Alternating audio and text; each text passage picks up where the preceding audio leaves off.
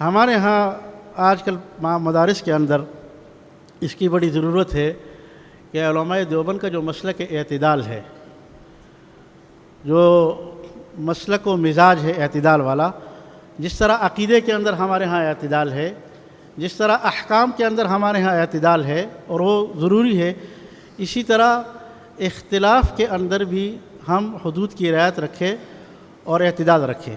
جہاں سختی ہو، شدت ہو، تو اپنی جگہ ٹھیک ہے، لیکن اس اختلاف کے حدود کو پامال کرنا یہ ٹھیک نہیں ہے۔ اور عام طور سے جب انسان فتنوں کے تعاقب میں لگ جاتا ہے، مناظروں میں آ جاتا ہے، تو بعض اوقات مناظروں میں رہ کر اس حدود، یہ جو حدود ہے، ان حدود کی پاسداری نہیں رہتی اور آدمی بسا اوقات اس میں زیادتی کر دیتا ہے۔ یہ علماء دیوبند کا مسلک و مزاج نہیں ہے۔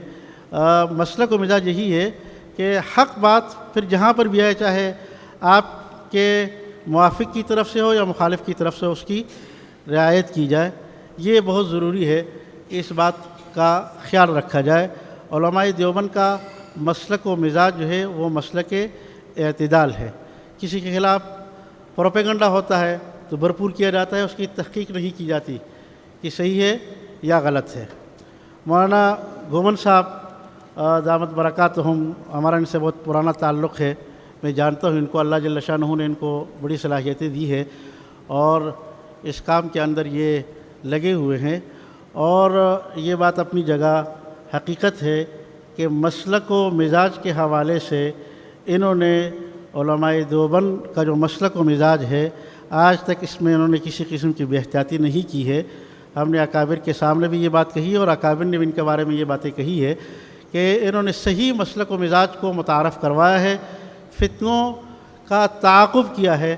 اور ظاہر بات ہے، جب انسان فتنوں کا تعاقب کرتا ہے تو وہ بہت سارے پروپیگنڈوں کا یہ بعض اوقات شکار ہو جاتا ہے، تو وہ تو ہوتا ہے اپنی جگہ، لیکن ہمیں اپنے مسلک و مزاج پر قائم رہنا ہے، متسلم ہو کر قائم رہنا ہے۔ حضرت مولانا قاری طیب صاحب رحمہ اللہ کی کتاب ہے علماء دیوبند کا دینی رخ اور مسلکی مزاج، آپ حضرات سے میری درخواست ہے کہ وہ کتاب جو ہے وہ ہر طالب علم کو پڑھنی چاہیے۔ اس میں انہوں نے علماء دیوبند کے اس مسلک اعتدال کی وضاحت کی ہے۔ میں انہی باتوں پر اکتفا کرتا ہوں۔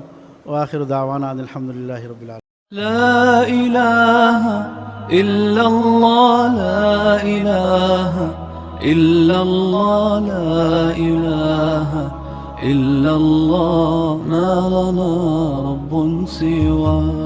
لا إله إلا الله، لا إله